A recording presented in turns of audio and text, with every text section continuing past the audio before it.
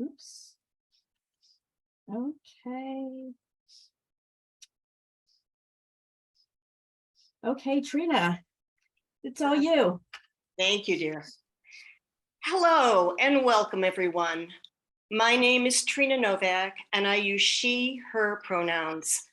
I am a WRJ board member and co-chair of both the Education to Action, or E2A, committee and the WRJ Says Stop initiative, along with Trish Joseph.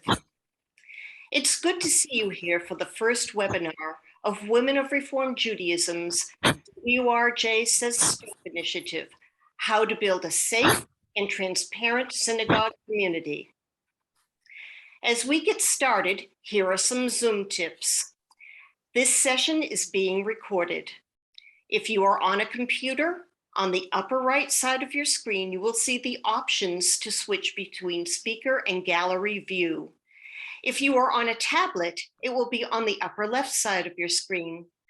Gallery view is like the Brady Bunch view, and speaker view allows you to see a large screen of just the speaker. Let's quickly run through the Zoom toolbar. The microphone will allow you to control your audio. You can use your computer audio or your cell phone. Due to the number of people in this workshop, you will not be able to unmute yourself. The next button is the chat button. Click it to bring up the chat box.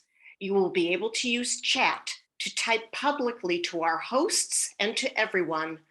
The private chat to individual people has been disabled for this webinar. If you have a question for the panel, you can post it publicly, or please click the link that we have put in the chat. This link will take you to a Google form where you can submit an anonymous question. We have turned on automated closed captions for this session. If you would like to view them on your screen, please click the CC button on your Zoom toolbar to turn on the closed captions. Next slide, please. Thank you to our WRJ and Ta'amod partners for collaborating with us on this important topic. Before we even start with introductions, I want to make you aware that we will be sharing some personal stories. Yes, the webinar is recorded, but even so, as you share and act on this material, please remember to share what you learned and not what you heard. The personal details of our stories remain ours to tell in our own words. Also, the webinars in this WRJ Says Stop series discuss sensitive material that could evoke strong emotional reactions or memories. If this happens to you, please take care of yourself and attend to your physical and emotional needs.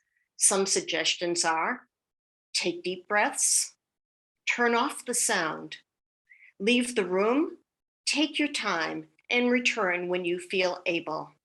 Next slide, please. This is a no judgment zone.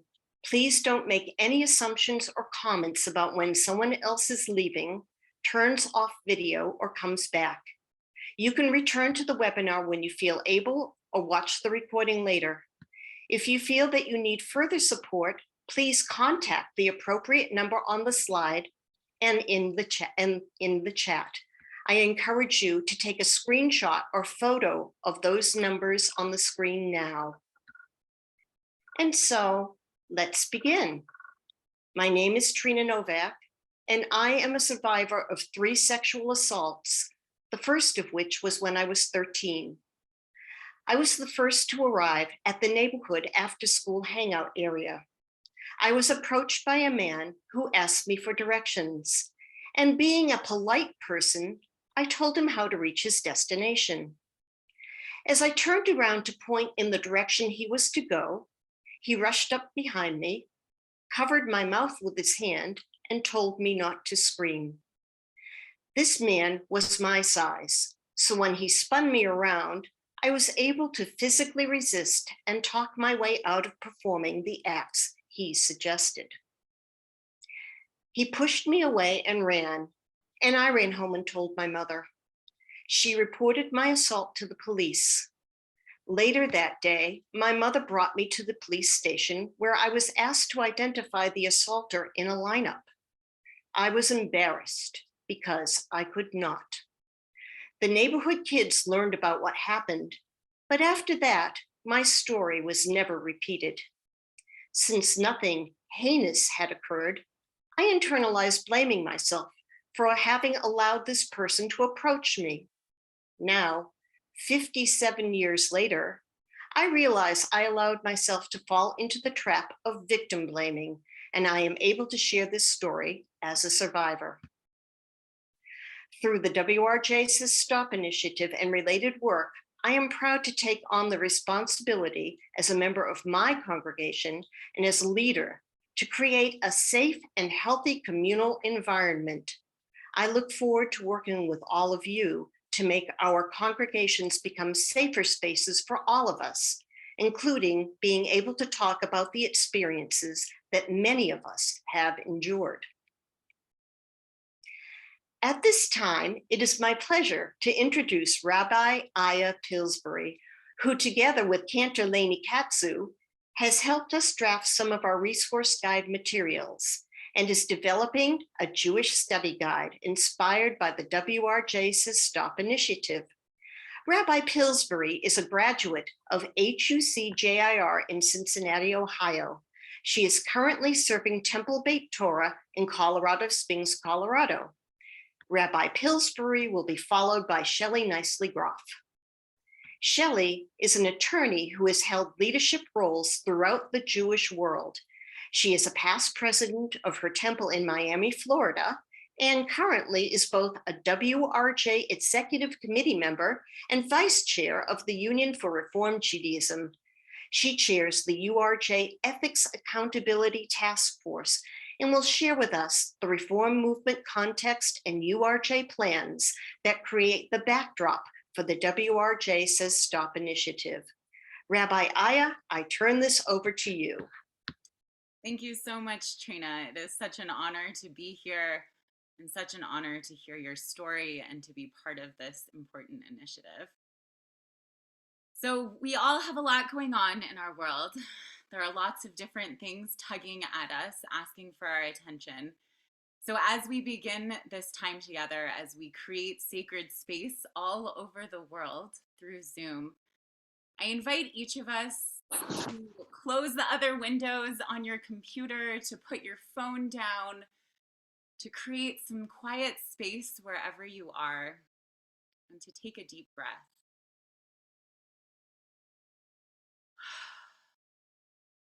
To breathe yourself into this space, into your body, to welcome all of the feelings, whatever they may be, however surprising or not surprising, however uncomfortable, as we begin to engage in these sacred and important conversations. O God of Sarah and Hagar, Rebecca, Rachel, and Leah, Bilhah and Zilpah, who worked so hard and suffered so much to find their voices and share their stories.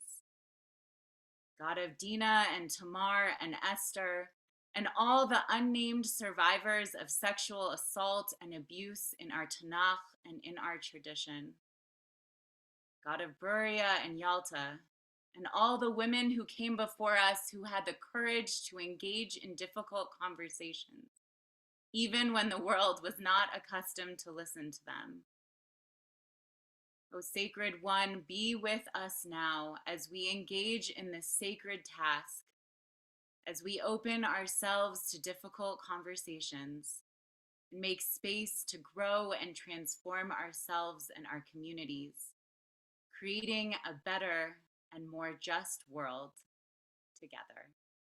And let us say, Amen.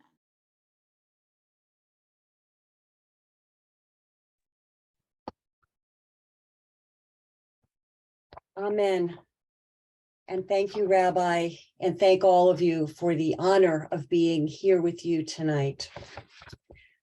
We know that sadly, misconduct, abuse, and harm has occurred in the Jewish community, in our Reform movement communities. And you may recall that in the recent past, there were reports of sexual harassment and misconduct within our reform movement, some going back many years and some recent. The CCAR and the HUC hired experts to conduct investigations and provide recommendations. And the Union for Reform Judaism similarly engaged the law firm of Debevoise and Plimpton to undertake an independent investigation. We asked anyone who experienced sexual abuse or misconduct in any of our spaces ever to please report what happened to them. The investigation was released and the report was released in full last February, and it contained reports of abuse going back many years, including in workplaces, camps, and NIFTY. Now, we did know that we were not immune from harm and abuse, but this report, so difficult and painful to read, really drove that home. So ethics accountability is a matter that is and must be of paramount importance throughout each arm, each partner in the reform movement individually, and throughout the reform movement writ large. One incident of harm is one incident too many. We are grateful, so grateful to the victim survivors who summoned the courage and the bravery and the care to share their stories. We thank them. And we have committed to centering their voices in the work that we are doing to make things better. Our ethics accountability work is being led by WRJ General Counsel and Vice President for People, Culture, and Risk, Missy Johnson. And I chair the Ethics Accountability Task Force, which is charged with the responsibility of overseeing our ethics accountability work, including implementation of the recommendations in the Debevoise report. I'm pleased to say that WRJ leadership is well represented on the task force. Both Sarah Charney and Blair Marks serve on the task force itself. A couple of notes about our work. The work of our task force is not about checking items off a to-do list of recommendations. Yes, we are reviewing every recommendation and implementing every recommendation in the report. We've revised policies, procedures, and protocols and developed new ones where necessary. We've supplemented our training and are continuing to do so. We've retained an independent neutral ombuds, our first ever. And this role does two things. She can receive reports of misconduct that occur, and she can also serve as a guidepost, somebody to support somebody, to talk them through something that happened to them and help them and support them in deciding what to do. What we are doing, the work that we're doing, is really about a culture. It is fostering a culture of accountability for the safety and protection of everyone in our WRJ spaces. That's our North Star. We are focusing broadly in our work through work teams, which include leaders from throughout the movement. There are three major work teams on our task force. The first is congregations. Why congregations? Well, because during the investigation, Debevoise received many reports from people who described incidents that occurred in our WRJ congregations. Now, the WRJ doesn't govern congregations, but we can provide resources, encouragement, and support. And that's what this team is leading. They are developing a template for congregational ethics codes and will work with and support congregations in adopting them. The second team is working on restorative processes, centering the voices of victim survivors. We have engaged experts in restorative justice and will engage in processes that are responsive to the needs and wants of victim survivors and acknowledge the harm caused to them. And our third major work team focuses on lay leader resources and training. We all have a role to play, all of us, in fostering a culture of accountability. There are many cohorts, many groups of lay leaders in the WRJ, and the WRJ ethics code applies to all lay leaders and volunteers in WRJ spaces. And depending on the work that volunteers do, there may be additional training or resources that will be appropriate for them and support them in doing their part. We are committed to transparency and to keeping our community informed about our work. Please visit our ethics accountability page at urj.org. If you'd like to receive updates, there is a link that you can click on, fill in to let us know, and you will receive updates directly from us. A link to our ethics accountability landing page is in the WRJ Says Stop resources page. So I encourage you to look at all the material, tremendous amount of material on that page. Now is the time for us together to foster that culture of accountability, respect, and protection that everyone deserves and should be able to rely on. We all have a role to play in this. So thank you so much for caring about this, for being here tonight, and for doing the work that I know you will do. And it is now my pleasure to turn the program over to Shoshana.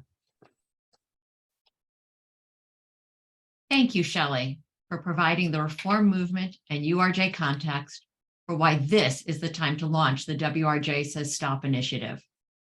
Our movement is engaged in a difficult reckoning and clearly is seizing the opportunity to reflect, repent, and repair. We each have a role to play to build and maintain safer, sacred spaces.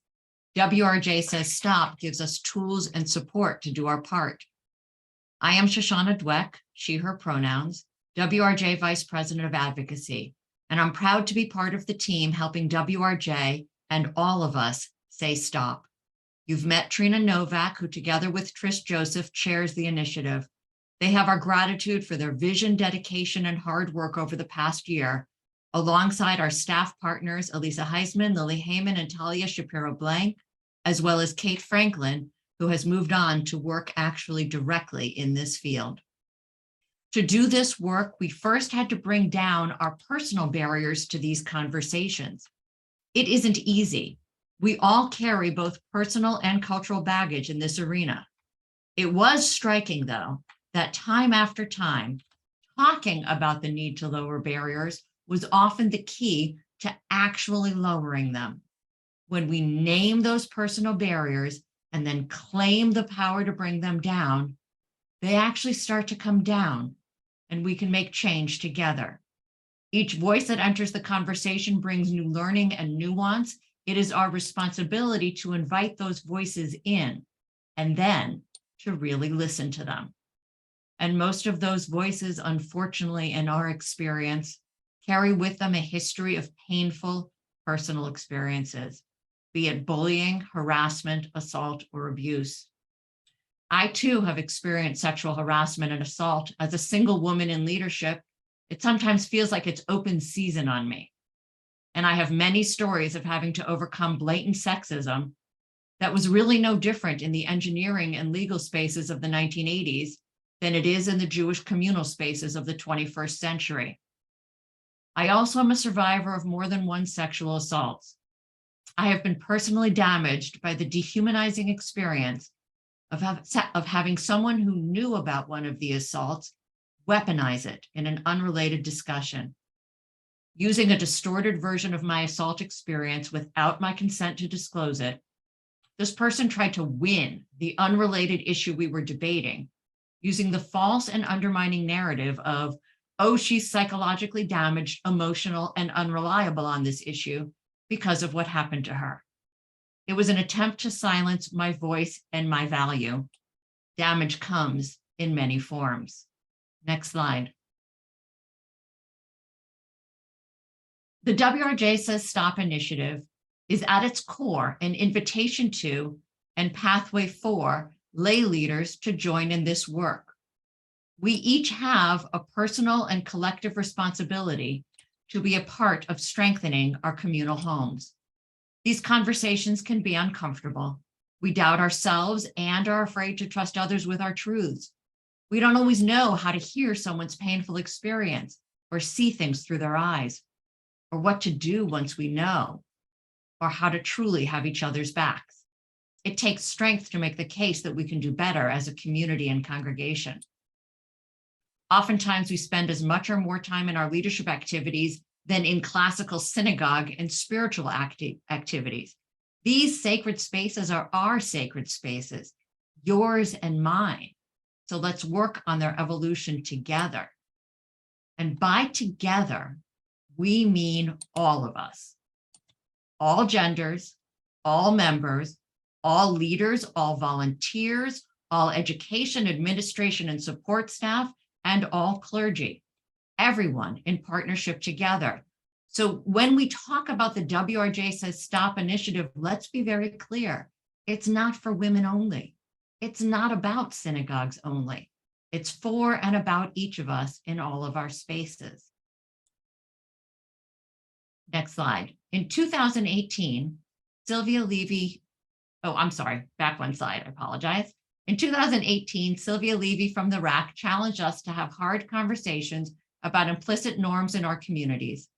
She posited that together we can create an environment of courageous outspokenness. Courage is contagious, and this is our North Star, to create environments where we feel comfortable being courageous and speaking up to make those environments even safer and more equitable for everyone. And now, next slide, please.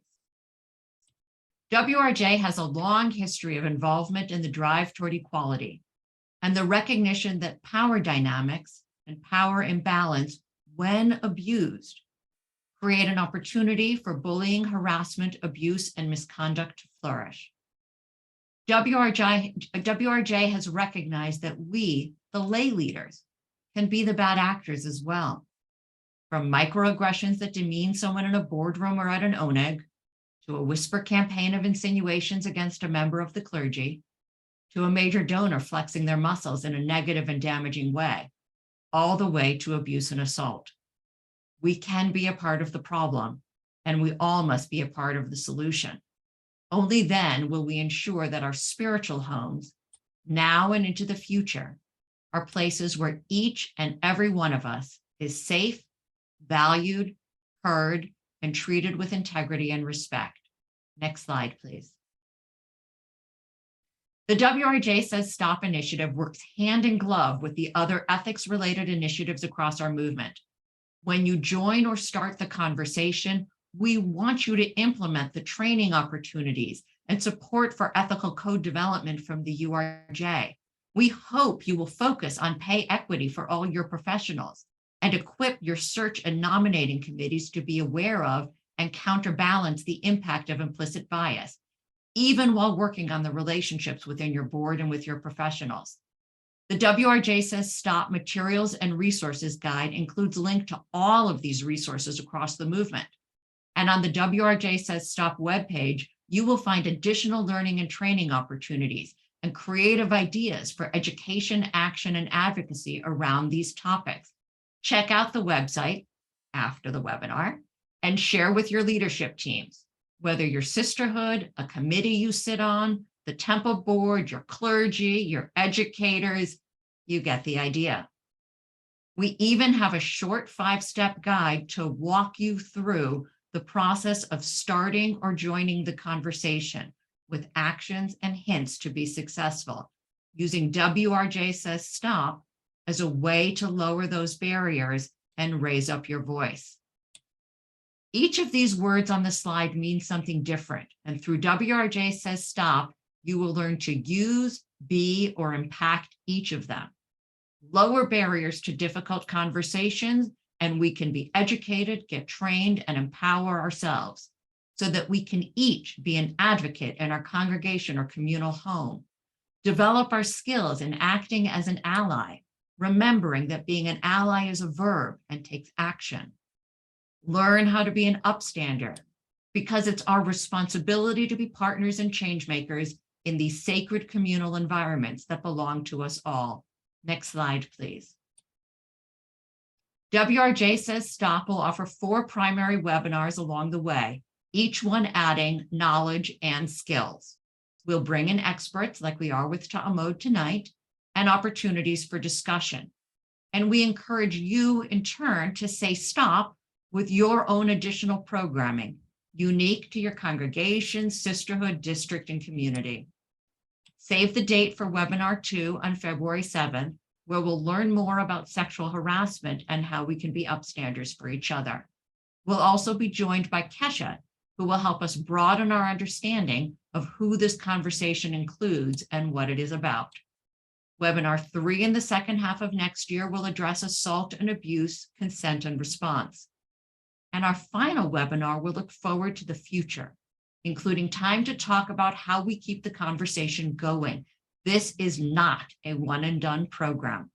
It's the start of an ongoing commitment to safe and equitable environments where communities can flourish and abusive behaviors cannot.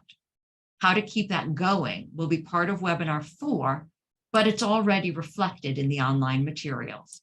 Next slide.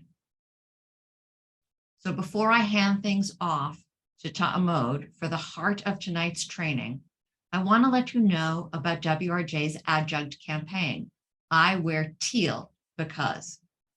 The templates and information are all online, and we chose teal because it's the ribbon color for sexual assault.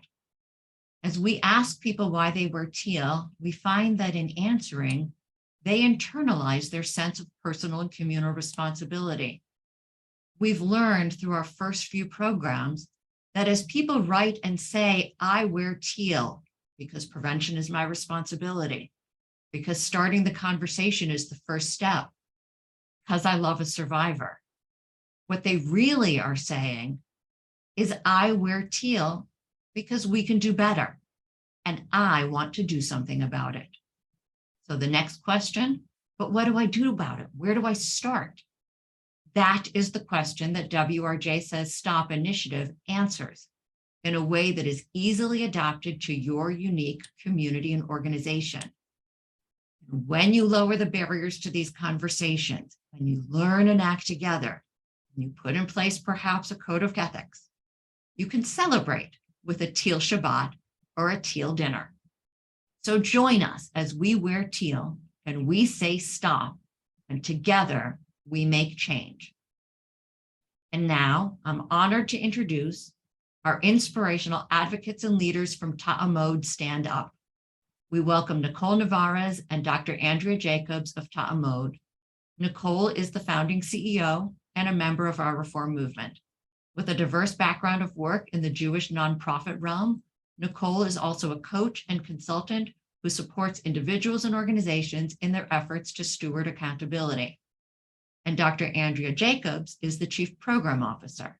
She's an educator, researcher, and organizational consultant with over 25 years of experience working for change in Jewish and wider world communities. Dr. Jacobs has developed resource and training programs across issues of inclusion, equity, and justice. We are so glad to learn with Ta'amod tonight. Thank you so much, Shoshana.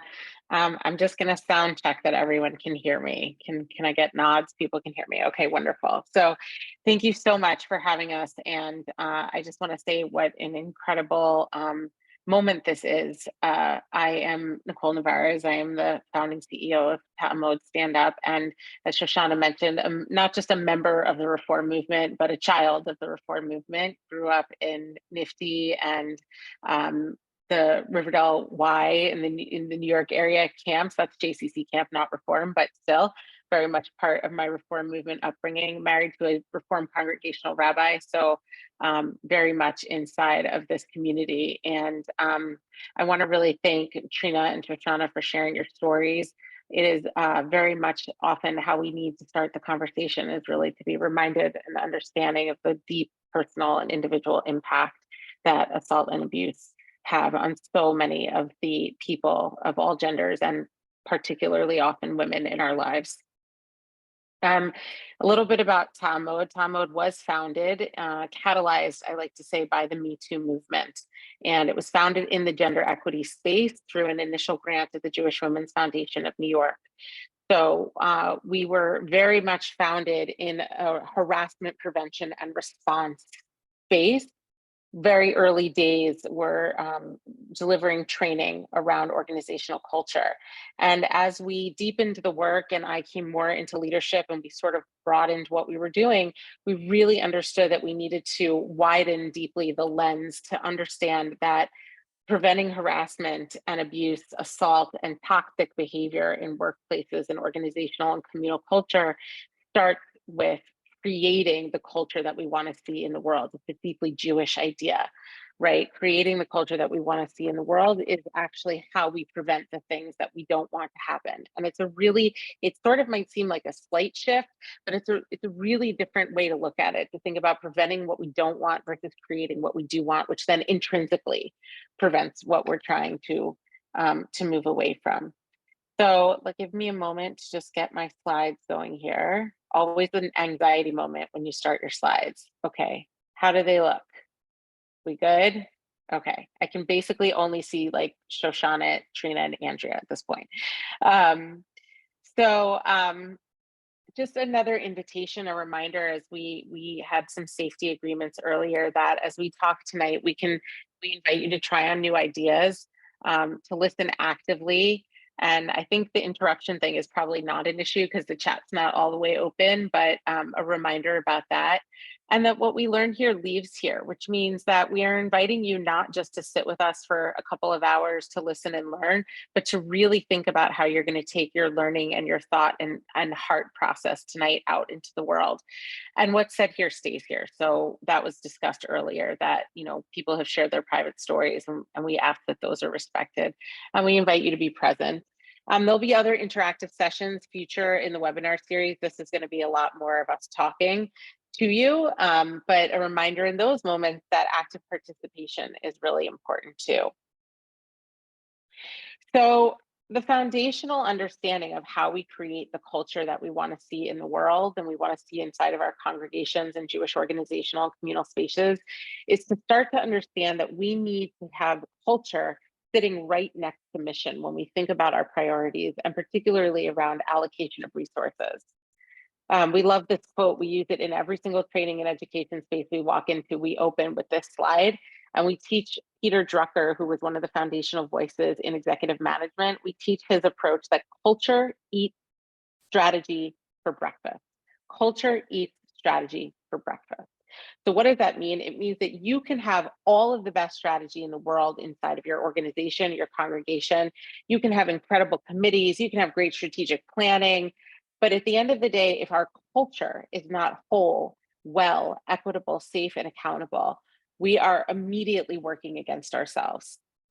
And particularly, I would say that in Jewish and particularly congregational spaces, we have even more of a mandate, right? To ensure that what good is our mission if we have like the best Shabbat services and the most incredible youth program, but people are literally suffering at work every day because the culture is so toxic? What are we doing? Right? So we have to allocate the same amount of resources to our culture as we would our mission. That means financial resources, human resources, time resources.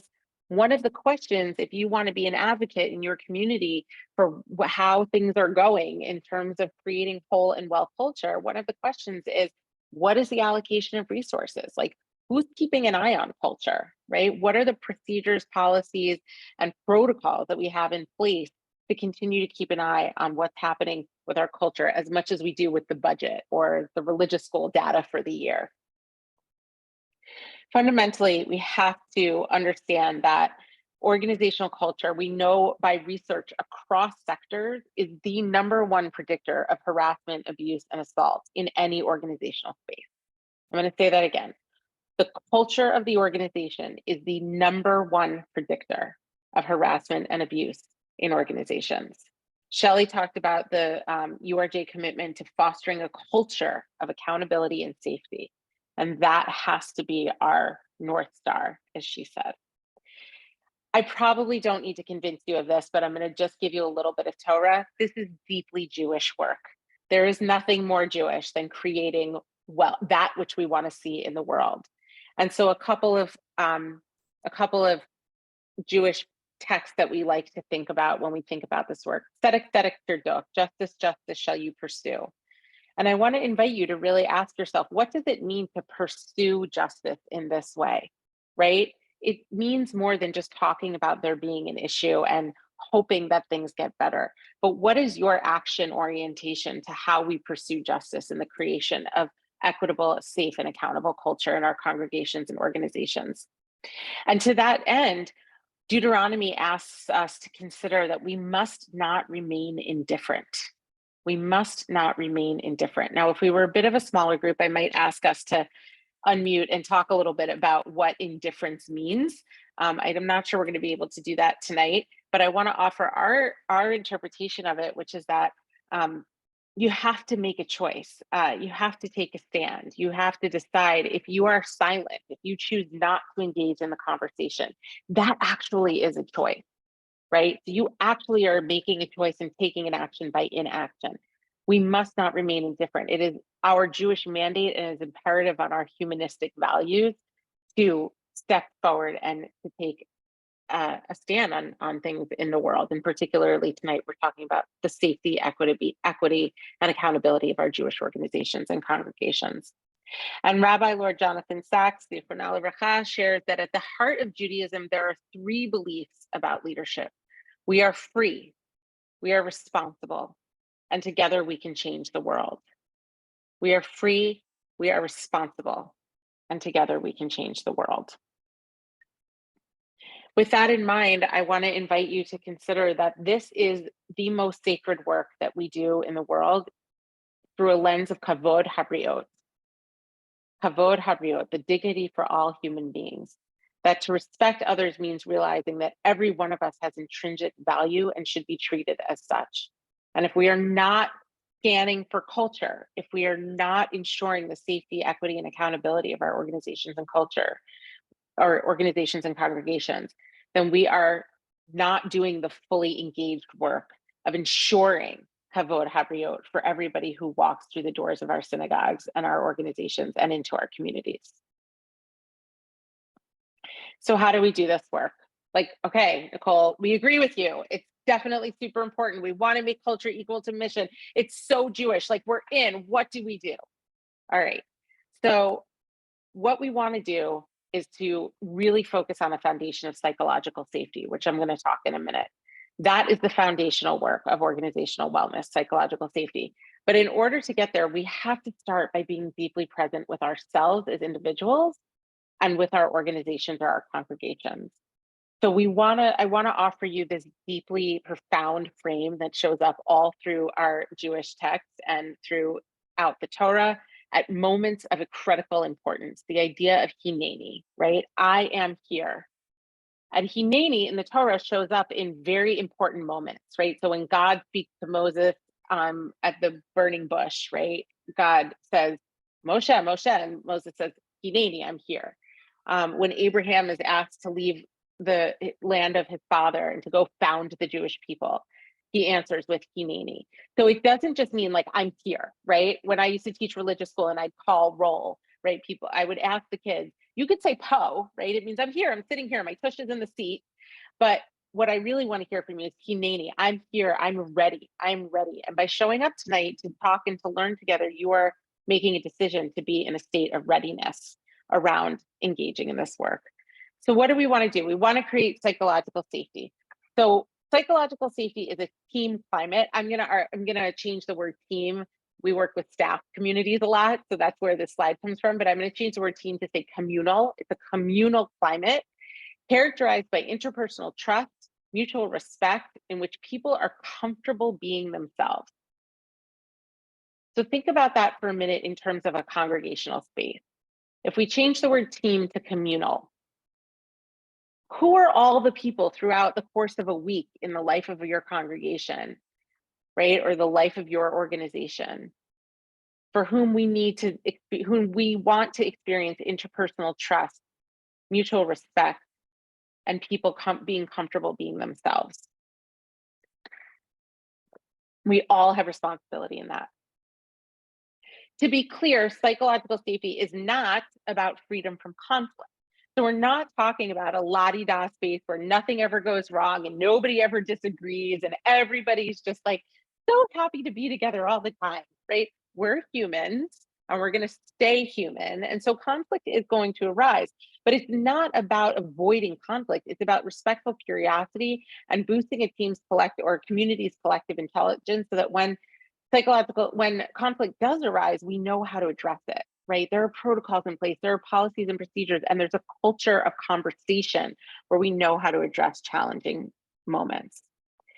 We love this quote from Laura De Lozana, who's a author and executive coach, that psychological safety allows for moderate risk-taking, speaking your mind, creativity, and sticking your neck out without fear of having it cut off. So I want you to really think for a second about what I just said about like in the course of the life of a week of a congregation or your organization, if you're not joining us representing a congregation tonight, although I think most of you are, right? Who are all the people who could walk through our spaces and our community who we want to be able to feel they can raise their voice, they can speak their mind, they can be creative, right? In a congregational setting, that means the preschool teacher and the religious school teacher and the parent and the student and the rabbi and the front desk receptionist and the custodial staff. It's a wildly holistic view of everybody who's walking through our community in the course of a day or a week. Really scanning for the psychological safety for everyone.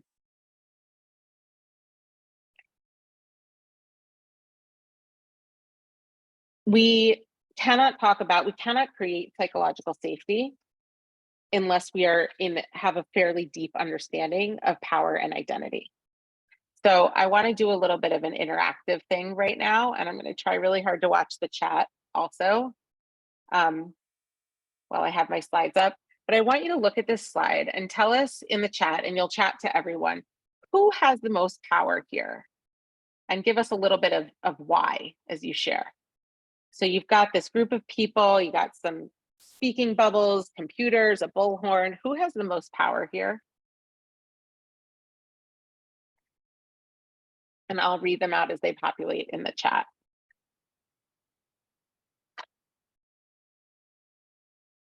The person with the bullhorn, maybe. Loudest voice. Thank you, Marcia. Lori, the one who's yelling, also the loud one. Ah, everyone so far is for the bullhorn. The bullhorn has the most power in the space, okay? Keep them coming. They all have equal power. Interesting. The two who are talking to each other have power. The one who is recording, this came up in another session, that maybe they're recording on those computers and that could be giving them a lot of power. The people who are talking and standing to each other. Ah, thank you, Shoshana. If you record the notes, you shape the memory. That's a lot of power. The man who's standing in a relaxed fashion, he has a lot of power. The person on the computer can absorb everything and share it with the world. So a real understanding that if you can record or you can put things out into the world, you're holding a lot of power. The people who are talking one-to-one because it's more personal, whoever hands the bullhorn to someone, the one with the power is the one who empowers the loud one. Thank you. Rabbi Pillsbury, thank you so much. Just shared, it depends who's listening. Right? It depends who's listening, because that person with the bullhorn could be screaming into the abyss. Nobody could be listening. What power do they have, right? If a tree falls in the forest that no one hears, the talkers are both listening and expressing themselves, and they're able to learn. Patty says the man has more power. The woman's not able to have her voice heard. Interesting. If you look at those two bubbles, his has lines in it as if he's saying something, and hers doesn't. And also hers is lower and his is higher, right? Okay, thank you so much. So what is the point of this exercise? So what we want to say about this is that power is operating on many, many levels all the time. And it's also it crosses many different vectors, and it has lots of different ways that it shows up inside of different spaces. Hold on one second. Okay, so it is really, and people perspectives, as you just saw, people's perspectives on who has power and why can be different based on personal experience, based on their own power, based on the context that things are happening in. So we often teach at Ta'amod about how critical it is to understand that power is operating on multiple levels and across multiple vectors all the time. So we'll use the example of the Jewish organization that is founded and led by a Black female CEO, right? When she is in her role as CEO, she holds institutional power within her organization. And imagine that her assistant is a white man. In that moment, inside of the organizational space, she holds the power. But what happens when they step outside into the world? And her identity includes Black and female, and his includes white and male. It shifts. And I'm going to ask my colleague to jump in. She has something wonderful to share. Well, what I want to share, thank you, Nicole, is that what we learn and what we know is that, in fact, even inside of the institutional space, where that institutional power hierarchy exists, where we have a CEO and an assistant, right? the social constructs that give the Black female CEO access to power and the white male assistant access to power don't go away, right? So it's a complexity, right? Power is never, it's very rarely singular. It is built up of all of the different intersecting relationships that different groups have. And so even inside of an institutional space where we have that hierarchical power, the other ways that we access power based on our identity don't disappear. So for example, the head female rabbi of a congregation, right? Dealing with a male president who makes inappropriate comments about what she wears on the bima, right? Just because she's the rabbi, let's forget that he's even the chair of the board. Let's just make him a regular congregant, right? That power dynamic, just because she's the rabbi, the gender power dynamic doesn't disappear in those spaces. And that's something we also kind of want you all to, we know from your lived experiences, and we lift up when we talk about power in our training. Thanks, Nicole, for letting me jump in and add that little piece. I'm thrilled to have you jump in. Please do it again. So I want to get us a little bit more clear on what we mean when we say power, but I just want to sort of pull up to say, again, what we just talked about is we're laying the foundation of psychological safety, that is the place that we really are focused. We are creating psychological safety for every constituent that is touched by an organizational space or a congregational space. And that in order to do that, we have to understand how power is operating, because it means that, for instance, I mentioned earlier, I'm married to a congregational rabbi, right? It means that when he is supervising a female colleague, there are multiple vectors of power happening there. And even though he sees them as equals, at the end of the day, he has to understand that there are things that he might say or do that could impact her differently than his lateral colleague, right? Because of power being part of what's in the room. So if we're serious about understanding that psychological safety, we have to understand what's happening with power dynamics all the time. Because fundamentally, harassment, abuse, assault, they're not about sex. They're always about power. So what is power? Power is the ability to control circumstances, or put another way, it's the ability to do or not do something, right? So think about parenting for those of you who are, you all have parents or you are parents, right? Like we have choices as kids and as parents we have choices as parents that our kids might not have, or we make choices for them, right? That's a certain kind of power that we hold. So it's the ability to do or not do something. It doesn't belong to one person. This is really important in speaking to what Andrea just said. Power doesn't belong to one person. It exists in relationship between people and between groups of people. And societal structures such as race and gender and class create power dynamics that impact these relationships. And as we just said, power can be context specific. So just like the example we just gave, some people may have a lot of power in one situation, but they only have a little bit of power or no power in another situation. That same Black CEO who has all the decision-making power at the end of the day in her organization, and she really holds ultimate power in that role. When she goes out into the world and she's, for instance, potentially encountering, law enforcement, she is having potentially a very different experience. So I want you to just think for a minute how different sources of power show up in congregational life, yours or anywhere else, and how they impact culture. And if you're willing to share in the chat, I'd love to hear from you. Anything that comes to you about how different sources of power show up in your organization and how power dynamics can impact organizational culture, particularly when we're thinking about creating safety, equity, and accountability. How can power dynamics impact organizational culture? We've given some examples already, but I'd be happy to hear from anybody who also wants to contribute.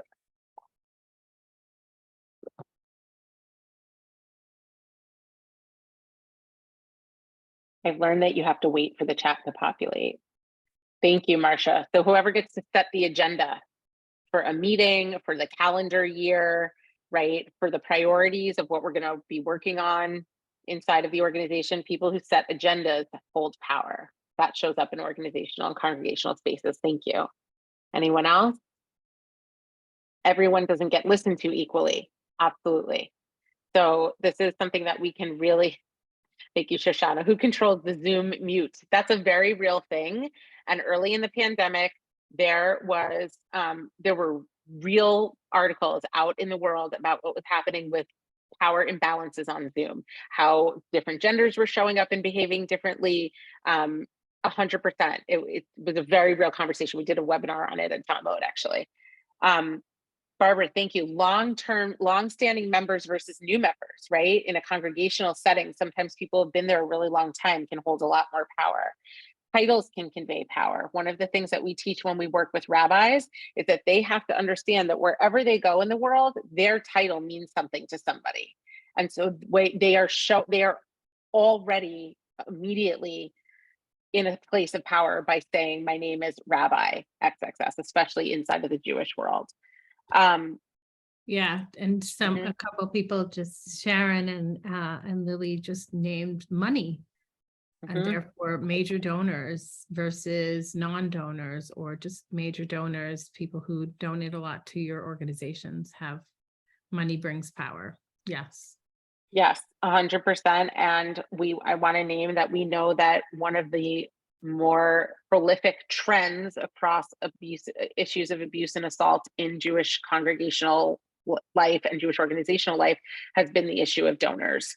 And the mistreatment of development professionals, or just the willingness. I've had multiple congregations that we've worked with directly where they've just allowed egregious behavior because this is their biggest donor. And it's it takes real work. It really means facing the fear of, oh my gosh, but we could or might or will lose this money if we stand up to this person. It takes a lot of courage and willingness to say, but who are we at the end of the day? We have to make the hard decision and stand up for tzedek, tzedek tirdof, justice, justice. Okay, Trina, yes, the person who controls the organizational calendar absolutely has a lot of power. That is absolutely true. And Linda, thank you. Employees versus volunteers within the organization, clergy versus congregants. So I just want to lift this up for a second. This is really important, Linda, thank you. That when we are talking about congregational spaces, we have a very specific set of dynamics because of the reality of lay leaders. We're not just dealing with a workplace with staff, we're also dealing with lay leaders, which is different than a typical sort of nonprofit board. Those people are also members. We very, very often also have members who are also staff. So there are a lot of complexities that come up in congregational spaces, and it's so important when we're doing this work of really pulling up and scanning for culture, that we're looking across all these intersected matrix of vectors to understand how power is operating and what is needed to create psychological safety for everybody. Just a few things about power dynamics and org culture. They exist, and inequalities exist both among teams, within the board, within the lay leadership, within the team, the staff team, and the people that we're serving, right? Just as an example of that, I'm thinking about, how many preschool communities have nannies, right, who come in during the day to bring kids to and from preschool, who are often people of color, who are often people who identify as female, and what power dynamic exists between that person and a person who is a parent and a congregant. Yes, Andrea. I also want to lift up with respect to preferences and biases. Sometimes those preferences and biases are not visible. And I give the example of myself, and that I'm a very extroverted person. I'm the person who raises my hand before the teacher has finished their question. And as a facilitator, I have had to learn that translates to a bias. And if I'm not attentive to the way in which I structure a meeting or a program to make sure that there is space for people who take a little bit longer to gather their thoughts and raise their hand, I'm silencing their voices. And for me, like, this is relevant in these spaces because when we think about the congregational committees or the community committees that we create, the different kinds of spaces that exist within congregations, how we run those meetings and those conversations needs to take into account the different ways that we engage with communication and speak and process information, because that's a big place where power dynamics show up and where people's voices get silenced. And then when things go wrong, they don't feel like they have a space to lift up what's going on for them.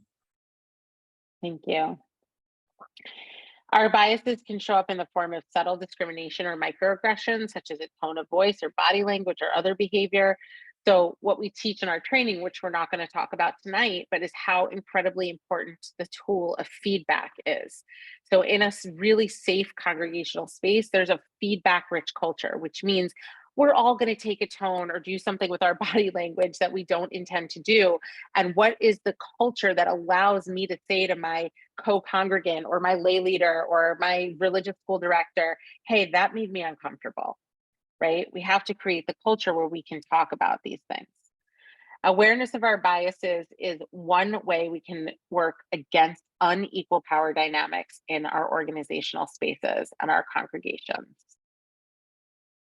Okay, so now we understand the foundation is psychological safety, that we need to make culture as important as mission. The culture we're going for is one of psychological safety and well-being, and that we have to understand power and power dynamics in order for that to be in place. And so with that frame, and understanding the impact and the pervasive nature of power, then we can really be intentionally working on ourselves as individuals and as our communal and ourselves as communal organizational congregational spaces. And so we really need to think about emotional intelligence as a root of how we create the culture that we want to see.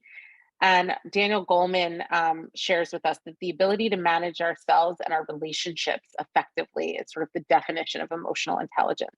And so our work is to be checking ourselves back to that Hineni space, sorry, my phone is ringing, back to that space of Hineni, being very present with where we are. But I want you to think about, what does it look like to have communal Hineni, right? What does it mean to not just be present to myself? That's the first step. Every individual has to do that work and be functioning from a place of emotional intelligence. But also, like, what does it look like for a communal Hineni, for us all to be deeply present to how we're functioning? What are the actual tangible things we need to put in place? Do we need a culture committee in our lay leadership on our board? Do we need to be doing pulse surveys to the community a couple times a year to check in on how everybody's doing? Right? Do we need to be doing a scan of our policies and procedures and make sure that they are not only up to snuff, but also public and out there? Do people know in the congregation where to go if something were to happen? If somebody says something inappropriate to them at ONEG, do they know where to go and what to do? So we need to be scanning for that emotional intelligence that is both individual and communal. We understand actually, Andrea, do you want to talk about this one for a second? Yeah, absolutely. So emotional intelligence, as it's defined, is made up of like these 4 different aspects, right? It starts, as Nicole was saying, with self-awareness, right? Which means that, like, my mood may change based on what's been going on around me. The more awareness I can bring, the more Hineni energy I bring to, like, what's going on for me, the better able I am to then manage how I interact with other people. Right? So if I know that I'm having a bad day, being able to find someone to talk to about it, right, helps me to bring that awareness. So then I'm also able to interact with other people in a respectful way, or to say, like, I'm having a really hard day, I'm just going to, like, sit over here if you need, right? Like, to kind of give our colleagues, our friends, our people in our community the information they need so that we can support each other, right? The other piece of emotional intelligence is our ability, is our social awareness. How well am I connected to what's going on for me so that I can also be connected to what's happening around me, right? Noticing, again, that Hineni energy, noticing, like, oh, so-and-so just, like, slammed their door as they were walking into their office. Let me get curious about that. Let me check in with them, right? So now I'm managing my relationships with them as well. And the reason that this is such a useful kind of quadrant is that this is one of the ways, because as Nicole said, like, we're humans and we're messy. And being human means not being perfect. Being human means we're going to make mistakes because we're having a bad day, because we didn't get a good night's sleep, because there's something else going on and we're not able to pay attention to everything, right? So we're gonna make mistakes. And so bringing a level of curiosity and using this rubric of emotional intelligence helps us to create an environment within which we can seek and also offer feedback about how our actions and how we are showing up is impacting those around us. And so that is, it's a way for us to address when we miss the mark, right? When we don't live in alignment with the values that we want to be enacting, right? When we've stepped outside of what of the culture that we're trying to create, right? The more self-awareness we bring, the more we're able to manage ourselves, the more social awareness and the more we are able to intervene when we notice something going on, so that it doesn't rise to the level of egregious abuse, right? We can intervene at an earlier stage. Nicole, you're still muted, my friend. I just saw that. Thank you. It's nice that Zoom pops up and it knows you're trying to talk and tells you that you're muted. It's very, very helpful. Thank you so much, Andrea. So yes, and I just want to lift up that very last point about the more that we are in this space, the more we can intervene, the more we will be aware of what's happening around us in our congregational and communal spaces, and the more we have the capacity then to intervene and to be a helper in creating, sustaining, maintaining this great culture that we're going to build. And to that end, our goal is that everybody inside of a community understands what it means to be an active bystander. So we are so deeply supported in our tradition by the idea of becoming an active bystander. I'm going to talk about it in a second. I'm not going to talk about it a lot today because there's going to be some future learning about this in future webinars, in webinar 2 on September 7th. But there are also materials in the guide that's online from a great organization called Right to Be that talks about bystander intervention.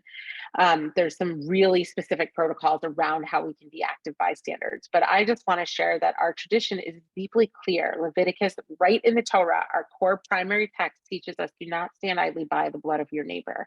And if in this context we think of blood as harm, then we are mandated to be in a constant state of communal awareness of what's happening around us and to stand up for those who are experiencing harm.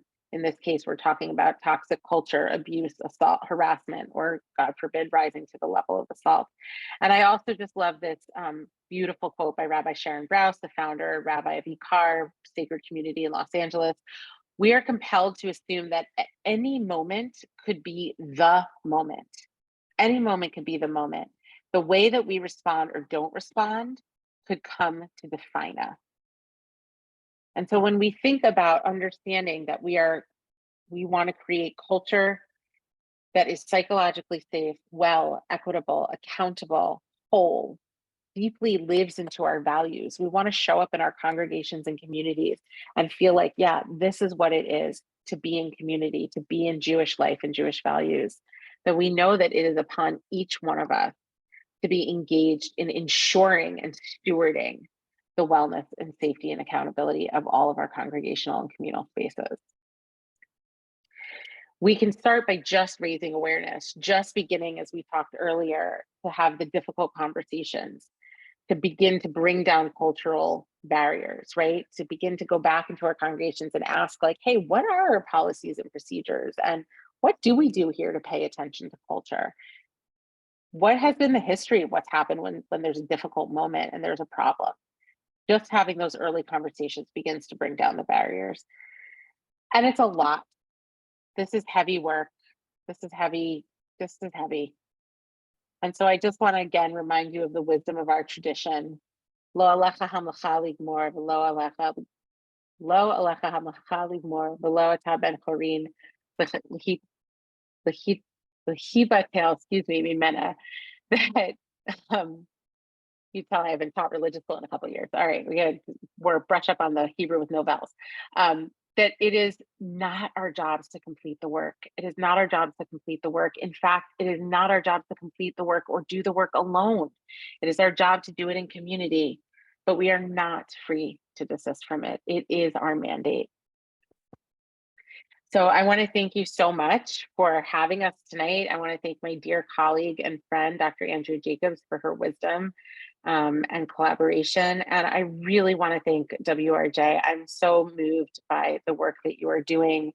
I am so honored and grateful to be a part of this community and to have the opportunity to come and share some of what we bring into the world. I also just want to say that we do have training available for congregational communities, and that is something that you can always follow up with us about. And when we do that training, it is infinitely less of us talking and much more interactive.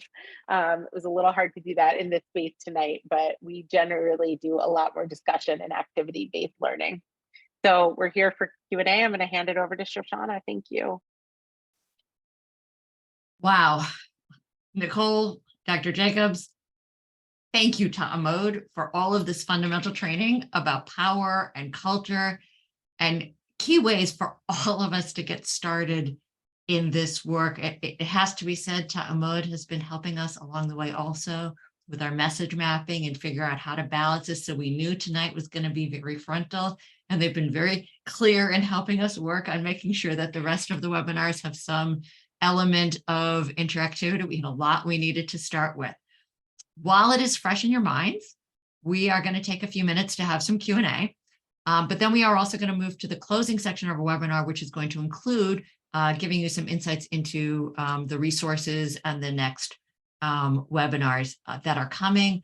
You can put questions into the chat. Elisa and I think Lily are monitoring that. There's also the WooFoo form if you want to ask your question anonymously. One question did come in to me along the way, which I'm going to take actually. It was a question about why aren't we talking about camps and Nifty as we are talking about this? And that actually was partially on the camp side. It was frankly out of deference. We knew that URJ and the camps are doing significant work directly. And particularly over the course of the summer, we've just come to the end of the summer in which they have done significant work there. And so we did not want to assert ourselves in any way into that space. Obviously, we'll be talking to the camping system eventually to see where there are, things that we might do together with it. But on the Nifty side, I do want to talk about the fact that we are working with the educators, the Reformed educators, and ARJE we have links to their materials in our materials and resource guide.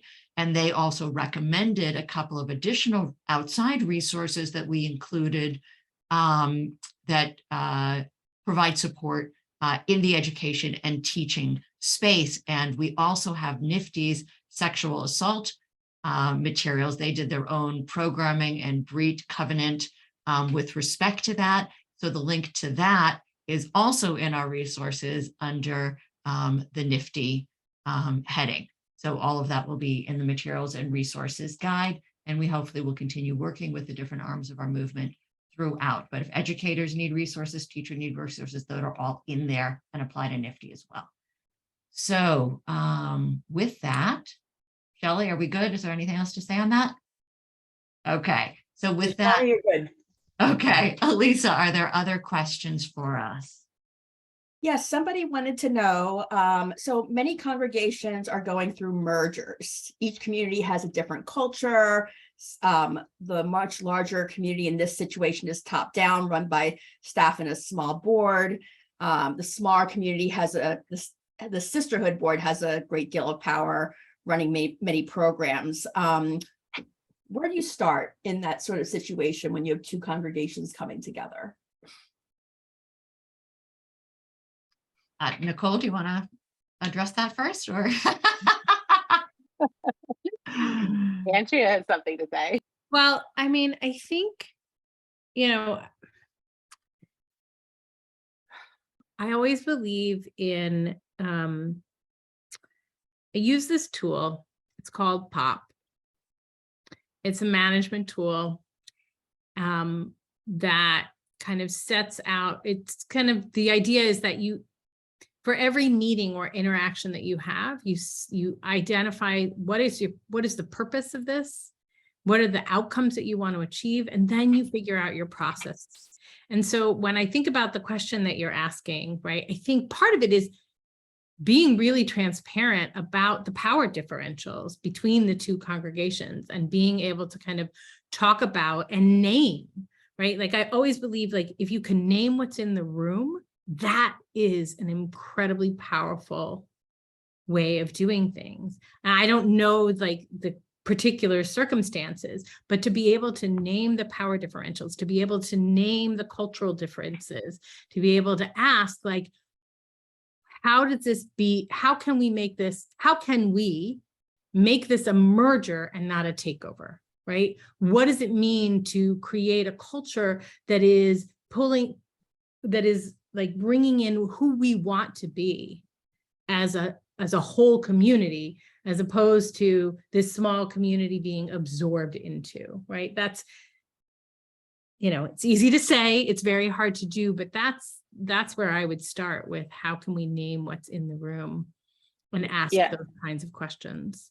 Yeah, and I would just sort of layer in that it goes back to the scanning for culture and making culture equal to our mission. So for every, tangible deliverable that we need to look at, how do we put our schools together? How do we put our budgets together? How do we, which clergy is going to be responsible for what, right? It's really just a matter of assigning as much attention and resources and intention to the culture pieces also, right? So who do we want to be in this new iteration of ourselves? And what do we need to do to ensure and steward that? And in the starting the conversation resource that we have, the first step is finding your allies. And among the hints is that they may not be where you think they are, right? The ally doesn't mean starting with the rabbi or starting with the executive director. So to find allies who all care about it together, to then sit down, do the homework that helps understand what has been done about culture in the different congregations, and then to make a plan going forward. But to start with allies and then do your homework before deciding how to move forward. I want to just jump in, Shoshana, because when you talked about identifying your allies and naming, and recognizing that they may not be where you think they are, right? Like in my other hat, so I worked at Keshet for many, many years, and part of the work that we did was in teaching people how to use community organizing inside organizational settings. And so the other thing I would say is building on what Shoshana just said, like, who are your allies and how do you build power? Because collective power is a really awesome tool for moving organizational culture. Elisa, do we have time for one more question, or do we need to move forward? I will pose one more question to the group. Let's see. How can one tackle building safe and transparent communities when there is a staff or clergy person in charge who is verbally abusive and controlling? I'll defer to Tom Mode to start. I knew you were going to defer to Tom Mode to start with that. Andrea? So I'm not going to pretend that that's an easy thing, right? No. I'm not going to sugarcoat it for you, because that's, what I will say is sometimes a good starting place is to figure out what are the policies and protocols that are in place.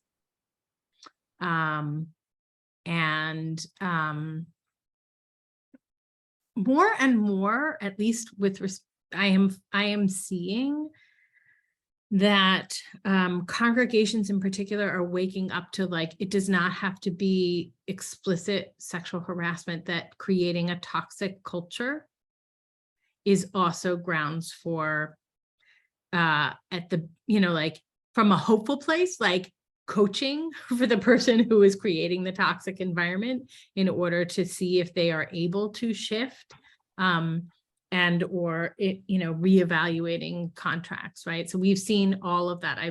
We were consulting with an organization earlier that reached out to us and said, this person does a great job, but they need some coaching, right? They're creating an unhealthy environment. Great, let's find them a coach, but let's also set expectations about what that means. So that could be a direction. It may be like, who is the peer that person respects and therefore might listen to, right? We often, when we do a lot of training and people ask questions around donors and board members in particular, a lot of times what we say, or people higher up in the organizational chain, a lot of times, people say, well, I can't, like they're not going to listen to me. But if you can find the peer within the organization, it might be a congregant who they have a close relationship with, someone that they respect and will listen to. That is another way of navigating it. But the other thing I will say is to not be silent, because so often those toxic cultures emerge because people write early behaviors off as, well, that's just so-and-so's personality, or, well, that they're just very forthright or something like that. And so not allowing there to be a culture of silence around that behavior, actually, again, naming what's going on and looking for who else might have power over that person, including the ethics board, if it's a clergy person.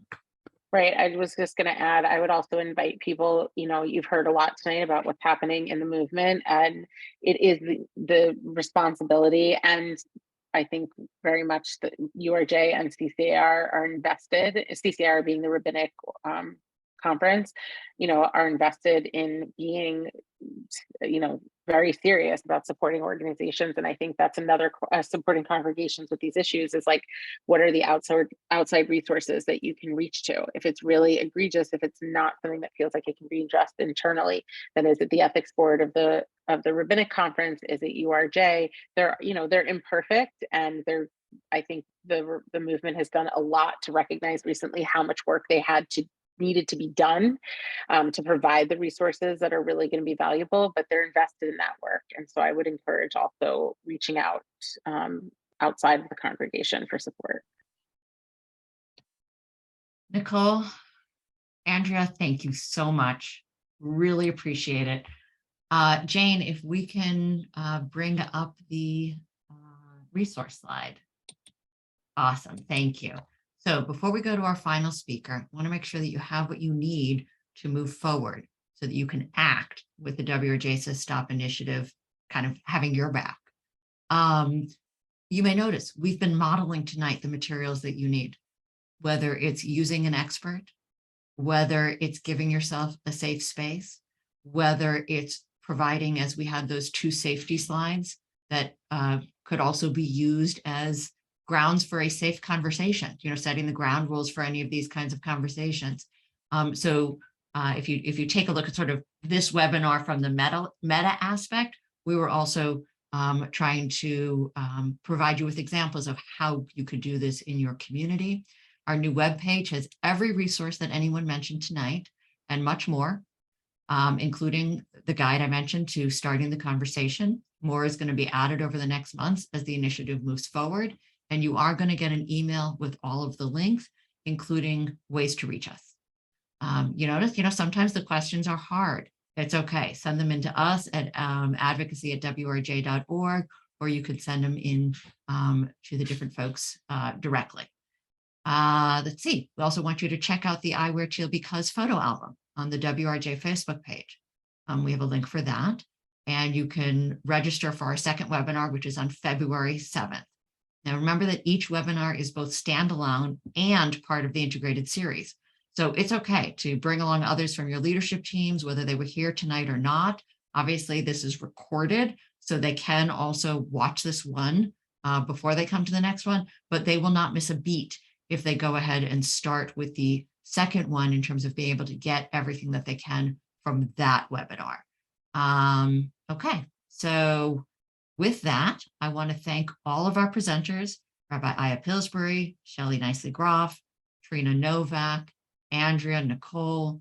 Behind the scenes, deep thank you to Jane Taves for managing our slides, our staff team, Elisa Heisman, Lily Heyman, Talia Shapiro-Blank, and most of all, we want to thank our final speaker, who's going to be here with some closing thoughts to move us from webinar to action.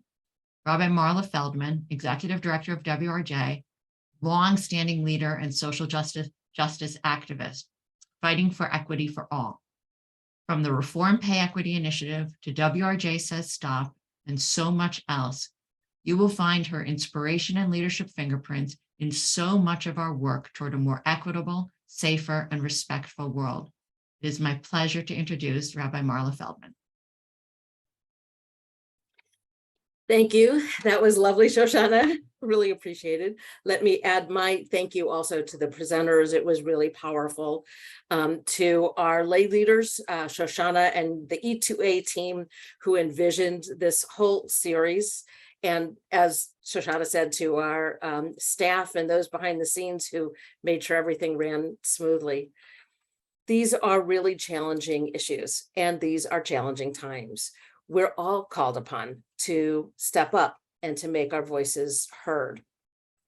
WRJ was created for exactly this moment.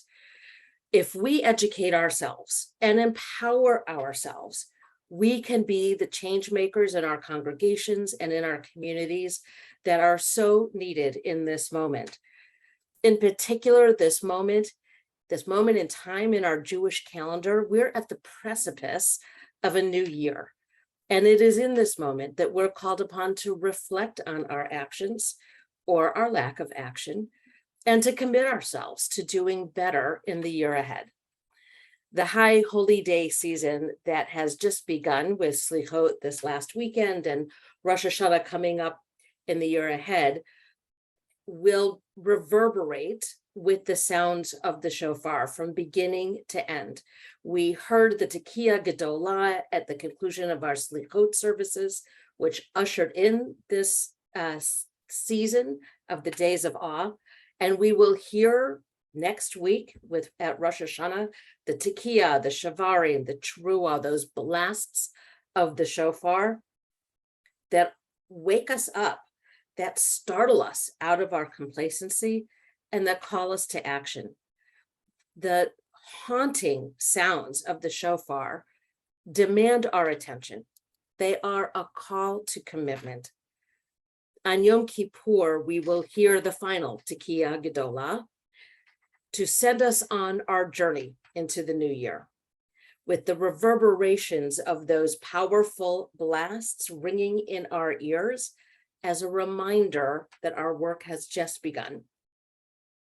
On Yom Kippur, we will hear from the prophet Isaiah, who charges us to cry with a full throat, without restraint, raise your voice like a shofar. With that in mind, I'd like to share with you a reading which is found in the Reform Machzor, the former Reform Machzor, Gates of Repentance, which is called Shofarot, a prayer for righteous anger. Misery for breakfast. Morning coffee with the news of distant deaths, because someone is always suffering, and there's bound to be a crisis raging somewhere, or a quieter catastrophe barely at the threshold of our notice. We're accustomed to feeling of something going wrong, the static in the background that we tune out so that we can get on with our day. And it's just the same as yesterday, and nothing can be done. So there's not much point in getting too upset. But if something were to shock us, like a baby's piercing wail, or a fire bell in the night, like a punch in the stomach or a puncture at the eardrum, like a savage call to conscience or a frantic cry for help, would we scream like a shofar and get mad enough to act? As we head into these high holy days, may the call of the shofar inspire us to raise our voices like the blast of the shofar, to reject complacency, to stand up for those who have no voice, to use our power to heal others, and to take responsibility for creating our communal culture that we all desire and deserve. As Shoshana said at the outset, citing WRJ's recent statement, may we all strive to create sacred spaces and spiritual homes where every person is safe, valued, heard, and treated with integrity and respect. May the year ahead be one of peace and joy, safety and respect, health and happiness for you and all your loved ones.